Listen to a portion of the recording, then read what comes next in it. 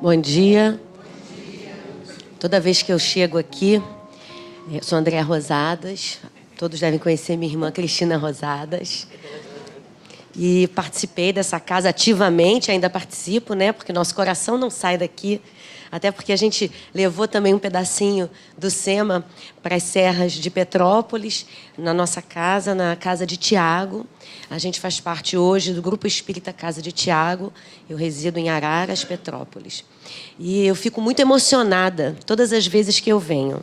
Porque, além de ter começado aqui a estudar a doutrina espírita, a mergulhar no ensino da doutrina espírita, a participar de outras atividades na casa também, eu fico muito emocionada. Porque eu acho que eu chego aqui e eu sinto esse abraço da Maria Angélica. Mas sinto mesmo, né? Porque ela abraça com força.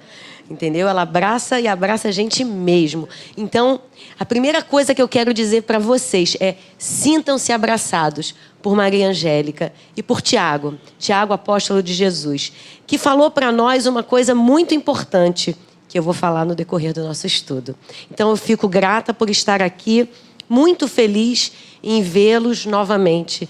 E um aprendiz do Evangelho de Jesus era muito empolgado. Ele tinha muita vontade de falar, porque ele estudou, ficou maravilhado e encantado com as mensagens do Cristo. E decidiu que sua vida seria dedicada à pregação do Evangelho. E ele transcorria sua vida, ia nos templos, falava com entusiasmo, com empolgação, com amor, dividia o fruto do seu conhecimento, as pessoas se encantavam com o seu falar. No entanto, a vida material exigiu dele que ele pagasse suas despesas. E por isso ele necessitou empregar-se. Foi trabalhar numa fábrica. E logo que ele começou a trabalhar, ele se sentiu preso. Se sentiu tolhido da sua liberdade de ir e vir, de poder a toda hora, todos os dias, estar fazendo as pregações que ele tanto gostava, a qual ele tanto se dedicava com afinco, com amor. E ele se sentiu muito aborrecido porque o chefe dele era um homem meio rude, meio ríspido. E ele se sentiu ali muito mal, não se sentiu servindo a Jesus como ele realmente gostaria de servir. E em casa, numa noite, ele pede a Jesus uma orientação e decide no dia seguinte demitir-se. Foi até o seu chefe e falou: olha, eu vou pedir demissão, eu não quero mais trabalhar aqui. E o chefe perguntou para ele por quê. Porque ele era um bom funcionário até. Ele falou assim: não, porque, na verdade, eu quero mesmo pregar o Evangelho, eu quero falar, eu me sinto muito tolhido aqui nas minhas ações, eu perdi a minha liberdade de ir e vir, tenho que cumprir horário, tenho que fazer esse trabalho aqui todos os dias. O chefe falou: tudo bem, uma pena, porque você é até um bom funcionário. E ele foi embora naquele dia, se sentindo liberto. Foi a vários templos, fez as suas pregações, as preces, sentiu-se realizado. Chegou em casa tarde da noite, cansado, mas muito feliz, porque tinha feito aquilo que ele queria, pregar o Evangelho de Jesus. Dormindo, ele sonha, vindo uma luz muito grande até ele, e percebe que era Jesus. Fica emocionadíssimo, ajoelha-se aos pés do mestre, e quando vai agradecer e olha para o mestre, percebe que o mestre tem um olhar muito triste, muito preocupado. E ele diz: mestre, por que estás tão preocupado? Porque você está relegando a tarefa que lhe confiei. Como assim, mestre? Hoje mesmo me demiti do emprego e passei o dia inteiro e a noite pregando o seu evangelho de amor e de luz? Pois é, você faz isso e eu percebo que faz muito bem, com muito amor e dedicação. No entanto, você tinha uma tarefa muito maior, aonde você estava empregado. Pois com o seu conhecimento do Evangelho, você poderia tocar o coração daquele homem rude, ríspido, que atendia como seu chefe. Pois com o seu exemplo, você poderia modificá-lo? E ele, que tem sob a sua tutela mais de 200 funcionários, certamente empregaria muito melhor os seus ensinamentos se você ali continuasse. No entanto, meu filho, você desdenhou da tarefa. E ele, na hora que ia pedir perdão a Jesus, percebe que Jesus vai embora. No dia seguinte, ele acorda e volta para o trabalho. Pede perdão ao chefe e pergunta se ainda poderia retornar à tarefa, ao trabalho. E o chefe pergunta a ele: olha, pode sim, você realmente é um bom funcionário, mas eu gostaria de saber quem lhe convenceu a voltar a trabalhar. E ele disse: Jesus. Hoje, o nosso estudo, a nossa reflexão será sobre o capítulo 21 do Evangelho segundo o Espiritismo, itens 1 a 4. Haverá falsos cristos e falsos profetas, missão dos profetas. No Evangelho, Jesus diz que a árvore, a gente reconhece a árvore pelos frutos que a árvore dá. E uma coisa me chamou muita atenção. Em uma das passagens, não me recordo se foi na de Mateus ou na de Lucas, ele diz: toda árvore que produz bom fruto não é má. E toda árvore que produz mau fruto não é boa. Olhem só.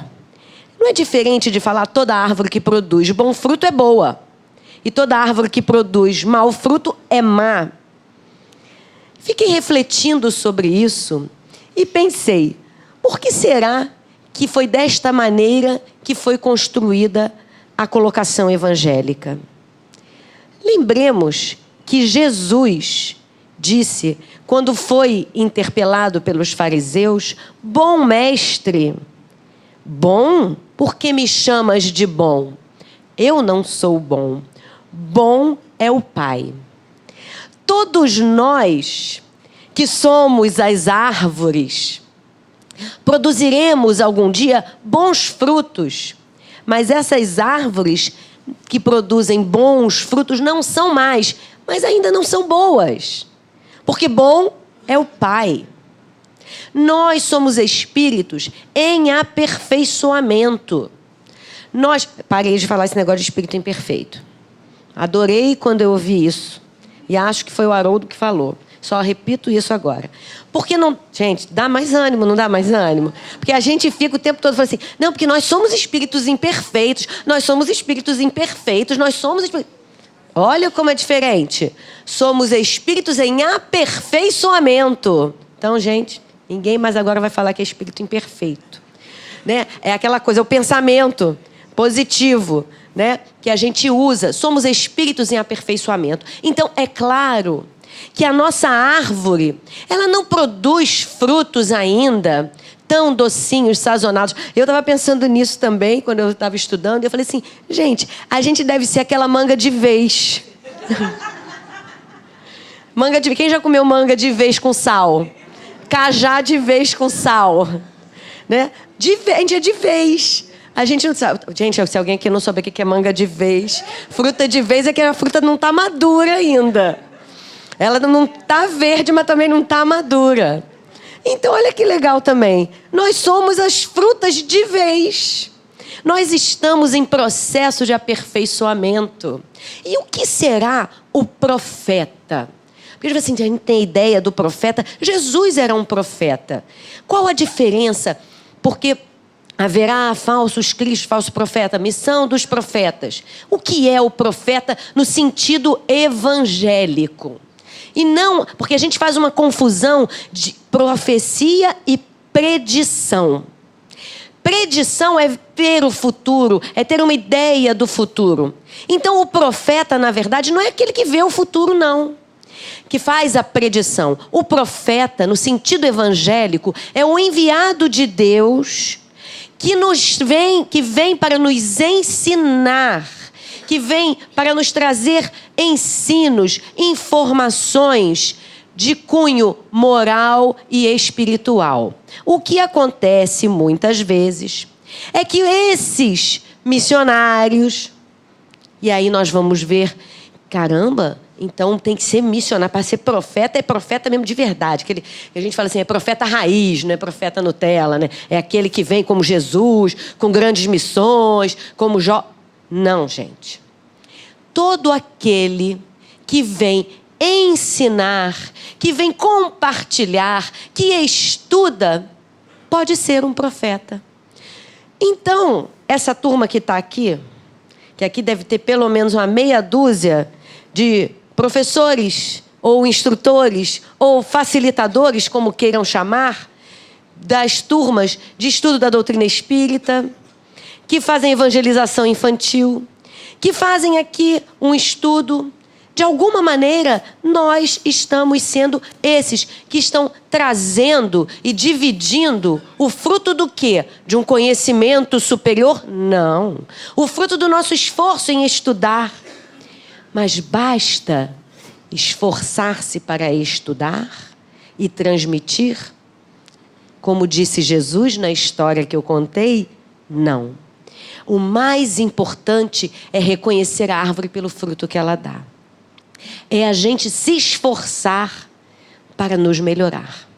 O Espírito Hamed, ele diz, fazendo uma análise desse capítulo, desse item, que todos nós não podemos nos esconder do nosso lado amargo, do nosso lado azedo, porque só reconhecendo as nossas dificuldades, eu também não vou chamar de imperfeição, as nossas dificuldades, é que nós poderemos modificá-las. É que nós poderemos nos esforçar para modificar essas nossas dificuldades que emperram um pouco mais a nossa marcha evolutiva. Outra coisa muito importante para a gente lembrar, tem que lembrar disso, gente. Nós normalmente aguardamos evoluir para trabalhar. Vamos lembrar de uma coisa, vamos ver se todo mundo aqui está afiado no ESD. Aqui não é ESD, não, aqui é só estudo da doutrina espírita. É que lá em Petrópolis o povo fala ESD, Estudo Sistematizado da Doutrina Espírita.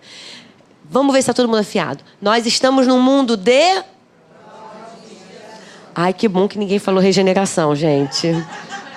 Yes, que bom.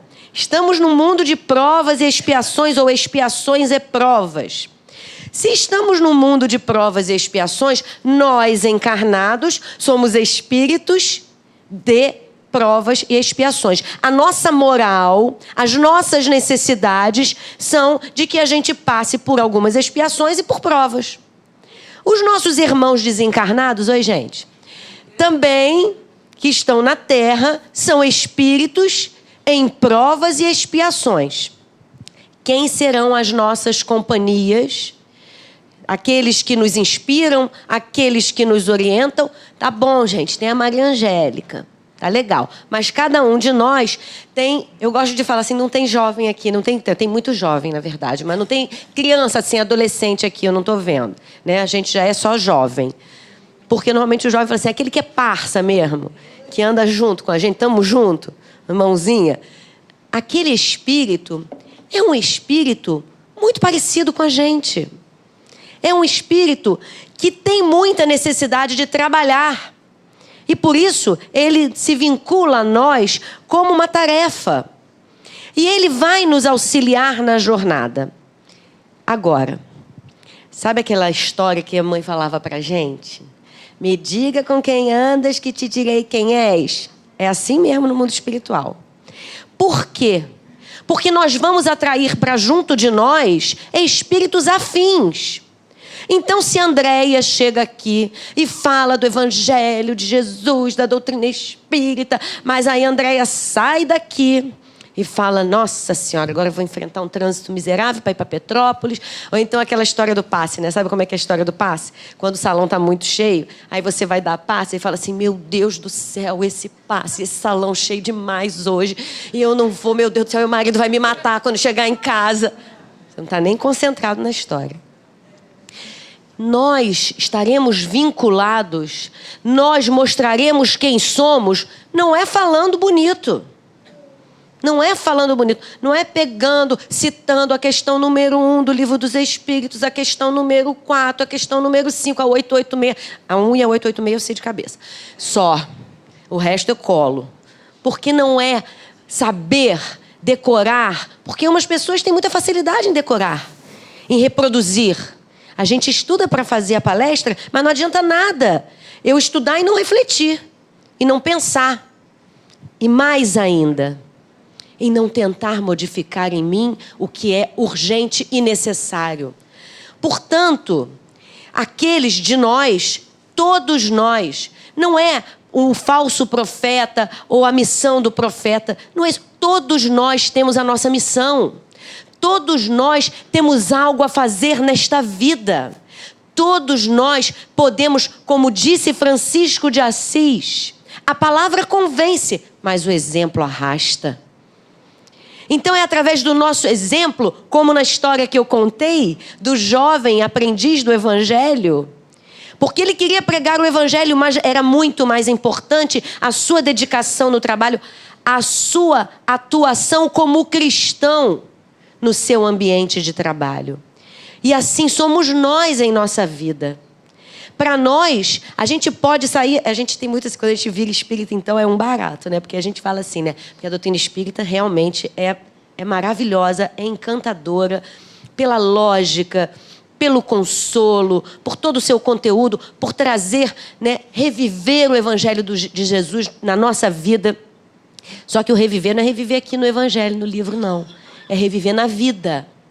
É a gente empregar um esforço muito grande para a gente se transformar. Para a gente aplicar o que a gente ouve aqui, o que a gente lê, porque a gente acha lindo. Gente, a casa espírita é um lugar maravilhoso. Mas a gente não pode ser espírita de casa espírita. Sabe como é que é espírita de casa espírita? O espírita de casa espírita é assim. A gente passa do portão da rua para o SEMA. É impressionante. Aqui pode ser que não aconteça muito isso, não. Mas lá em Araras acontece. A gente é tomado de uma coisa assim, meio sublime. Sabe? Parece que a gente fica incorporado, né? Aí a gente fala mais baixo. Bota a cabecinha pro lado. Oi, minha irmã. Oi, meu irmão. Que bom te ver. É assim, espírita de casa espírita é assim. Porque aí na casa espírita a gente entra em nosso lar. A gente entra em nosso lar. Aí está em nosso lar, envolvido pela ambiência. Gente, eu estou falando isso não é de deboche. Isso acontece porque é uma maneira da gente perceber que a gente tem que ser espírita de casa espírita e fora da casa espírita. É levar para fora daquele portão. Não é só o que a Andréia está falando, ou que um outro palestrante vai falar, ou que um instrutor vai falar. É levar o que a gente sentir, essa vibração amorosa que os bons espíritos, que Maria Angélica traz para a gente. É deixar se envolver e permanecer com essa vibração. Porque, de fato, quando a gente entra na casa espírita, os bons espíritos lá da nossa casa, eles dizem o seguinte: quando a gente quando a gente decide já é meio caminho andado. Mas quando a gente passa da porta, a gente também tem uma falsa impressão de que o obsessor ficou lá fora, que ele não pode entrar. Gente, convida ele. Convida. Não fala, fica aí porque lá, é blindado, você não entra. Convida. Vem, meu irmão, ainda mais aquele dia que a gente está mais irritado, que parece que a coisa não andou bem, não fluiu bem, né? Ou a gente está com um problemão. Chama. Vem, meu irmão, vem comigo, que vai ser bom para nós dois. Entendeu? E aqui ele entra e também ouve a palestra, também participa do estudo, também é tratado carinhosamente pela equipe espiritual. Porque quando a gente entra na casa, a gente recebe já assim uma ducha de bons fluidos. É por isso que a gente fica bom na casa espírita, né? A gente fica tão bom que a gente nem pensa nada de errado. A gente tem que tomar muito cuidado. Muito. Porque Hamed nos diz que a gente tem que tomar tanto cuidado para a gente não ser fiscal do trabalho alheio. Porque a gente vem achando que a gente é o rei da cocada e, na verdade, a gente está ao invés de prestar atenção no que nós estamos fazendo, na nossa árvore, em cultivar os frutos de nossa árvore, porque a responsabilidade é nossa, a gente fica se ocupando da responsabilidade do outro. Não estou falando de sermos coniventes com o erro, com o equívoco, mas nós temos que tomar muito cuidado. E nós espíritas, ainda mais. Porque nós espíritas, além do Evangelho do Cristo, nós temos o Livro dos Espíritos, nós temos as obras subsidiárias, nós estudamos, não que os nossos irmãos não estudem, mas nós temos o esclarecimento. Nós sabemos, a doutrina espírita é filosofia, é religião, é ciência. E com esse conhecimento, muito será cobrado aquele que muito recebeu. Então a gente pode, não adianta a gente sair daqui e falar assim, não, eu não sei nada, porque eu sou novo na doutrina espírita. Aí, olha, se tem alguém aqui pela primeira vez hoje, ó, já não é mais novo. Não é mais noviço, já está ouvindo, já está aprendendo. Então, quando a gente vem, decide vir, a gente entra nesse influxo de energias e vibrações. E é preciso que a gente tome consciência de que tudo o que a gente faz... Olha, gente, sabe essas figurinhas que a gente recebe agora? Então, assim, tem uma de Jesus que eu acho um barato. Fala assim, eu vi, hein? Ele é assim... Parece que é assim, né? Que a gente tem, assim, o nosso mentor e o outro amigo. Sabe o outro amigo? Aí ele fala assim, eu estou te vendo. E é verdade. É verdade. Eles estão nos observando. Estão nos observando porque nós somos responsáveis pela nossa conduta. Daí os falsos profetas. E esse falso profeta não é ensinar errado. É conduzir-se equivocadamente. Nós temos que tomar cuidado para não endeusarmos palestrantes, missionários, dirigentes. São pessoas, espíritos em aperfeiçoamento, exatamente como todos nós. E aí eu lembro de uma historinha que Divaldo conta, que um palestrante conhecido lá, acho que do Nordeste, ele chegou um dia para o Divaldo e falou assim, Divaldo, vou parar de fazer palestra. Não vou mais dar palestra. O Divaldo, por quê, meu filho? Porque eu não consigo fazer o que eu falo. Eu não consigo, eu estudo, mas às vezes eu me pego com alguns pensamentos e eu não consigo fazer tudo aquilo que eu falo. Aí Divaldo falou assim para ele, meu filho, como a gente faz para limpar um cano que está sujo, com barro por dentro? E ele falou, lavando, deixando a água limpa passar por dentro do cano. Divaldo diz para ele, então vai, meu filho, e continue fazendo palestra. Porque através desse contato, através das reflexões que nós fazemos, através das leituras, dos estudos, a água limpa vai entrando em nós, vai passando por nós. E não tem como nós não nos sensibilizarmos em ver tanta coisa que Jesus nos ofereceu, o seu Evangelho. Não tem como nós continuarmos produzindo frutos tão maus, porque a gente se cobra. Mas a gente não precisa e não pode se cobrar a perfeição, mas que a gente saiba e se reconheça como esse espírito em aperfeiçoamento, que somos hoje as árvores que estão dando os frutos de vez. Porque é fundamental em nossas existências nós estarmos abertos para nos modificar. E abertos, inclusive, conscientes e responsáveis de que ainda vamos nos equivocar. Porque senão a reforma íntima, a transformação íntima vira tortura íntima. Porque nós ficamos num desespero e a natureza não dá saltos. Então é importante que a gente reconheça isso. E, por favor, não cobrem dos dirigentes de casa espírita a perfeição ou santidade. que não são. Não cobrem dos instrutores dos cursos, dos trabalhadores e dos tarefeiros, uma santidade que não temos, porque ninguém aqui é puro aqui na terra, só Jesus. Só Jesus. Porque Espírito perfeito, ele está vinculado a nós pelo pensamento. Mas até o pensamento dele chegar em nós, ele vai se estratificando. Porque nós não conseguimos ter esta vibração que os alcance. Mas eles conseguem nos alcançar. É por isso que Maria Angélica consegue nos abraçar. Porque ela consegue acercar-se de nós. Mas como está a nossa vibração para nos acercarmos dela? Nós nos acercarmos dela.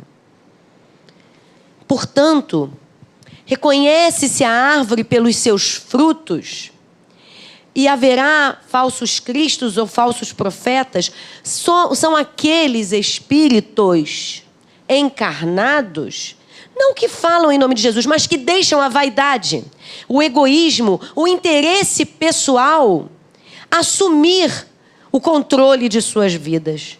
Quando, em muitas vezes, era necessário fazer uma tarefa simples, como a do jovem aprendiz do Evangelho, da história que eu contei. Porque nós achamos que ter uma missão, que fazer algo, é ser o Chico Xavier, é ser a Madre Teresa, é ser Gandhi. Não é isso. Ter a nossa missão, e cada um de nós tem, e não é só na casa espírita, é na nossa família, é no nosso trabalho, é onde nós passamos nos nossos círculos de amizade. Quanto nós podemos fazer de bem, como nós podemos ser a árvore que está produzindo bons frutos.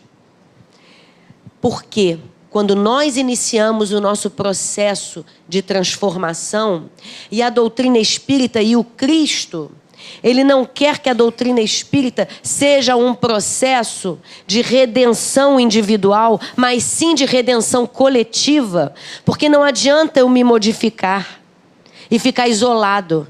Não, eu tenho que vivenciar o Evangelho, a Boa Nova, os ensinos do Cristo e dos bons Espíritos, no dia a dia das nossas vidas. E é por isso que está lá no Livro dos Espíritos, Lei de Sociedade. É por isso que nós precisamos conviver. É necessário. Porque ali, através daquele, vou falar daquele, que testa a sua paciência, mas de você que testa a paciência do outro. Porque a gente sempre fala que o outro está testando a nossa, né? Já repararam isso? A gente sempre fala que a gente tem um parente difícil, que a gente tem uma pessoa muito difícil no nosso lar. Já pararam para pensar se o difícil somos nós? Já se colocou no lugar do outro?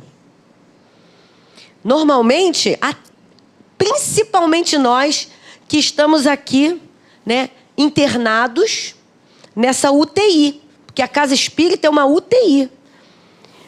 E aqueles que vêm todo dia são os pacientes mais graves.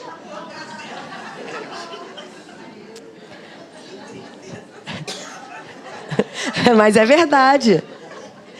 E que bom que a gente está internado nessa UTI. Porque se a gente tivesse largado lá no SUS, e a gente já está bem pior. Nós precisamos... Sabe por quê? Não é religião que salva ninguém. Não é doutrina espírita. E eu não estou falando... A gente está falando sobre a doutrina espírita porque nós estamos num centro espírita. Mas não é a religião que salva ninguém. E esses falsos profetas, a gente acha que está só lá fora, né? Lá fora. Nas outras denominações. Tem certeza? Não, porque isso não pertence à doutrina espírita. Será? Quem são os espíritas, senão os homens reencarnados na Terra? Somos nós. Eu já ouvi uma vez, e eu achei fantástico isso. Gente, a gente é espírita porque a gente não deu certo em religião nenhuma. Que agora é assim, a culpa é sua, Jesus não salva ninguém, entendeu? Se vira. É sua. Agora é contigo, malandro. Se vira, porque agora também é o seguinte, hein? Tá tudo aí. A gente tá aqui, ó, só de olho. Vai ser cobrado. Então, nós necessitamos, porque na verdade, vamos assim, viajar pelo universo. Saímos do mundo de expiações e provas e estamos viajando, passando batido pelo mundo de regeneração, porque nós evoluímos. Aí estamos passando pelos mundos felizes, mas nós evoluímos. E chegamos lá nos mundos celestes, onde vivem os espíritos puros e os mais puros são os cristos. É a comunidade dos puros dos puros. Não dá nem para a gente imaginar um negócio desse, né? Da qual Jesus faz parte. Aí lá nos mundos celestes tem religião. Tem religião porque precisa ter religião. Tem templo? Tem? Não, gente. Mas nós precisamos. A abençoada doutrina espírita, que vem me dar todo o suporte, o mecanismo, a casa espírita, que me auxilia, que me ampara, que me trata, que me dá oportunidade de trabalho, que me dá oportunidade de conhecer, de ajudar, de ser ajudado. Porque a gente sempre fala que a gente está ajudando, né? Mas a gente está aqui para ser ajudado. Os primeiros assistidos da casa espírita somos nós que estamos na UTI, os pacientes mais graves. Nós não estamos abandonados. Então, nós precisamos fazer como disseram os espíritos a Kardec. E aí não seremos os falsos profetas. Reconhece o verdadeiro espírita pelo quê? Porque já é bom, porque já dá palestra bem, porque dá aula bem, porque é um médium. Gente, desse negócio da UTI eu não vou nem falar dos médiums. Para não dar medo quem está chegando. Por quê? Porque nós somos reconhecidos pelo verdadeiro espírita, aquele que mais se esforça em vencer as suas inclinações inferiores. Ah, mas não tem isso não. Eu não tenho esse negócio de inclinação inferior, não. Não, assim, de vez em quando eu me irrito, né? De vez em quando acontece uma discussão na família, assim, eu fico sem falar, mas eu fico sem falar mesmo, com força. E nada de não me pedir perdão. Porque fez comigo, vai fazer só uma vez. Mas isso não é inclinação inferior, porque eu sou espírita. Porque a gente dá palestra. A gente que dá palestra, e aqui quem tiver aquele que dá palestra certamente já ouviu isso, o primeiro que ouve, o ouvido mais perto é o nosso. É o nosso. Então a reflexão mais profunda, quem tem obrigação de fazer, somos nós. Reconhecer o lado azedo e não é nenhum passaporte carimbado para nosso lar estar aqui. Mas eu garanto a vocês que estar aqui, ali, aí onde vocês estão, não importa. É um passaporte já assim, ó, uma entrada na passagem para a felicidade. Porque o objetivo de todos nós, porque o que Jesus quer para nós, é que a gente tenha o máximo de evolução com o mínimo de sofrimento. E para isso, o reconhecimento dessas leis que nos regem, o reconhecimento de que o Evangelho do Cristo é o caminho que nós devemos seguir, como ele mesmo falou. O reconhecimento de que nós não podemos ir atrás dos ditos profetas, porque a gente acha que eles são pessoas espetaculares, maravilhosas, porque eles sabem muito, porque eles falam muito bem. Esses grandes missionários são pouquíssimos. Vocês sabem por que eles vêm na Terra? Para dar uma animada na gente. Eles reencarnam Para a gente ver que, gente, é possível, tem gente que faz isso. É possível fazer. Ah, mas eu não tenho tempo. Ah, mas eu não sou evoluído o suficiente. Jesus, quando veio até nós, reencarnado, quem ele escolheu? Espíritos que já estavam preparados, que já eram muito evoluídos, que já eram, assim, especialíssimos, já eram o suprassumo da evolução? Ele chama um cara que, na hora que ele é preso, corta a orelha do outro. Pedro. Ele chama um cara para ser o maior divulgador. Estou falando um cara porque é assim que a gente fala mesmo. O maior divulgador do seu evangelho, que era... Vamos falar, Paulo. Paulo era o quê? Paulo era um dos cristãos. Perseguidor. Que bonito falar que ele era perseguidor. Vocês já devem ter escutado o Rossandro falando isso. Paulo era assassino. Ele mandava matar a gente. Tudo bem, era o costume da época? Era, mas era. E ele foi escolhido por Jesus para ser um profeta. Para ensinar. Ah, então, porque ele era um perseguidor do cristão, ele era um falso profeta? Claro que não. Porque ele faz a transformação, não moral, porque ele já era um homem de moral. Apenas empregava moral equivocadamente, dentro daquilo que ele acreditava. Ah, mas a gente não, porque a gente olha assim, a gente é super moralizado, né? A gente não faz maledicência, fofoca nem pensar. Estou falando isso porque estou colocando assim a coisa bem suave. Então vamos refletir no que nós temos de tendência e de como nós podemos ser os profetas, a árvore boa que dá bom fruto, saindo daqui e levando essas sementes para a nossa casa, levando essas sementes para a nossa família, levando essas sementes para o nosso trabalho, vivenciando o Evangelho e surpreendendo, porque hoje surpreende quando nós temos atitudes cristãs verdadeiras, surpreende. Surpreende porque o mundo não cobra isso da gente. Ao contrário, o mundo cobra, bate e volta. Todo mundo quer, fala, né? O que você deseja para a sua cidade do Rio de Janeiro? Menos violência. Viver numa cidade de mais paz, né? Mais tranquilidade.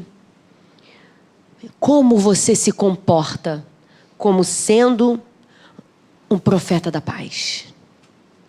Como você pacifica a sua família?